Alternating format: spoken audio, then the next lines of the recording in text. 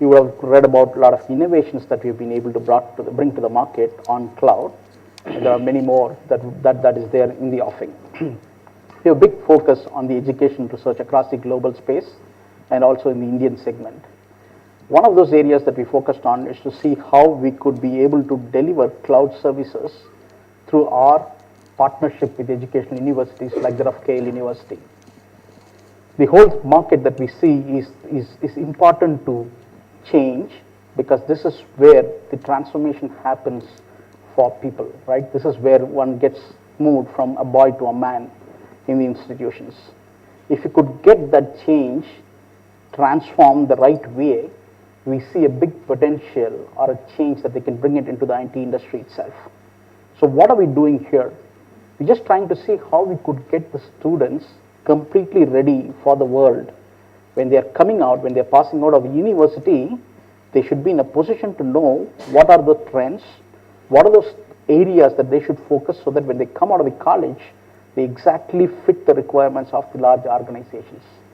That's our endeavor, to see how we could build the students right at this budding stage. And we have big focus, and we see this similar intent coming from KL University. So when we started the initial discussions with them, we saw a big change in the way that we were looking at transforming the data centers. They're absolutely different from the way that the traditional IT was run, and they were looking at how I could be ready in terms of changing the people who are getting through these courses that will benefit them completely. So without much ado, what I would do is in the next 15 minutes, we would request Dr. LSS Reddy to detail you much about the deal. They'll give you more inputs on what we have done together and what are the critical areas that we have focused upon, the challenges that they saw, and what are the solutions that we've been able to put together and how it's benefiting. So if you look at the journey started like this. When we went there and initiated the dialogue, the preparation that the university has done is to see how a typical IT organization would buy the latest trend or latest IT trends. That's what the discussion started. They said, if a software company is going to buy, how do we buy this? So we then started the journey. We talked about the different RFP process and so on.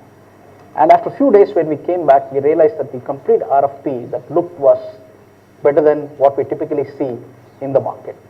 They had covered in a way that the whole driver of this is going to be a software-defined data center as a concept. What does it mean? Every component that goes inside the data center, they wanted it completely configurable, completely flexible. This is what the RFP started talking about.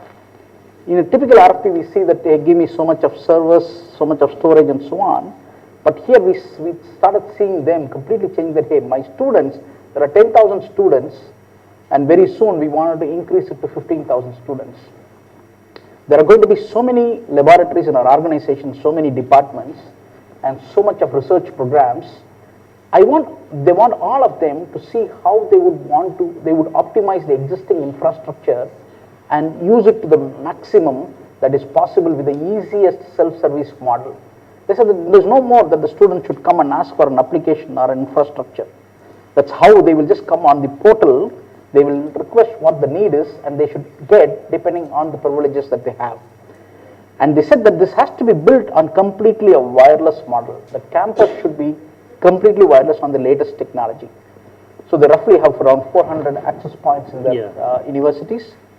And in that, all we need to see is how we would be giving the highest speed to the users. So they used 8.2.11 AC, which gives roughly around 1 Gbps of throughput.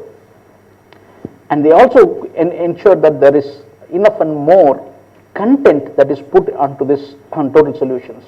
So they talked about putting a video content of roughly around 10,000 hours and making it available for the users. So the requirement unwrapped like this. We're going to have students who are not just going through textbooks. We are going to see students who wants to have a media by which the retention is higher. Typically, if you look at a textbook reading, the retention is expected to be around 10%. But if you look at different alternate medium, which is like the videos or the interactions and so on, the retention is expected to be around 70%. So that is the best that a student can get in an institute. And when we started talking to them, we realized that the potential of what we can do together for enriching this experience for a student. So when we started that project into that way, then we realized that HP's video book, we have an IP from our research facilities where we could convert the text books into video content that can help the student to get exactly what they need for their studies.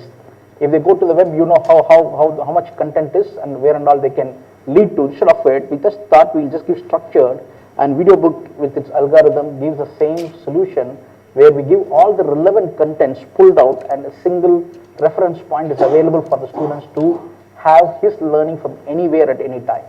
That's what we've been able to achieve. Whether he's going to be in the hostel, working on a wireless LAN, connecting to his data center and accessing this content observed through this solution, or whether he's reaching out from his residence and connecting to a wireless connectivity, getting into the campus network and getting this content back. Through cloud.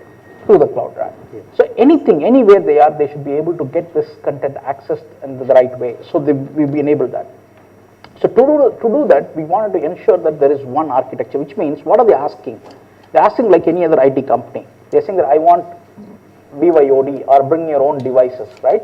They're saying that the students might have any phone. It could be running on A platform or a B platform, or it could be a tablet, it could be a laptop, it could be any of the devices. But they're bringing into my environment, I should be able to provide them access. We should give them the right privileges and we should provide them the right security, right?